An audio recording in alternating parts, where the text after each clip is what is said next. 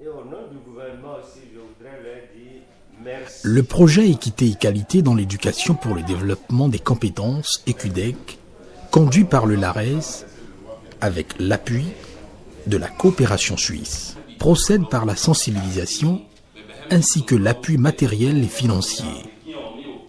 Une action qui repose sur 3 piliers que sont les parents, les enseignants et les responsables administratifs. Et bien sûr, les élèves. Les filles sont en effet, dès l'âge de la puberté, les cibles des courtisans. Camarades de classe, professeurs, voisins de quartier. Un contexte qui nécessite que l'on insiste sur la responsabilité personnelle de chacun.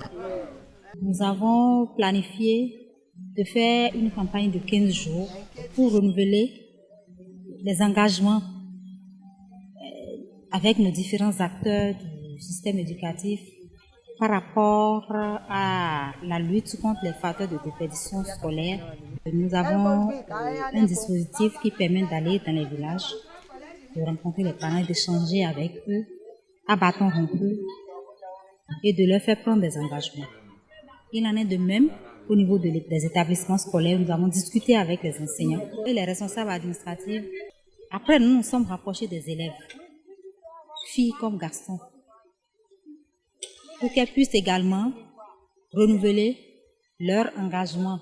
Aujourd'hui, on est là. Un travail à la chaîne pour laquelle chaque maillon est essentiel et dont la distribution de kits scolaires n'est qu'une articulation. Le LARES va plus loin. La satisfaction est grande et depuis le début, les actes posés par le LARES portent des fruits. 0 grossesse au CG Sérécali. 0 mariage forcé ou précoce. 0 abandon. Je crois que c'est une joie immense qui m'anime en entendant mes chers enfants prendre cet engagement. Et je sais qu'ils sont capables. Les actions de l'ARES ce matin m'ont beaucoup impressionné. Je suis très content. Et je vois que dans cette lancée, la CDC va revivre. Un pas, un autre pas, encore un autre pas, et tenir gagner chaque pas, disait Aimé Césaire.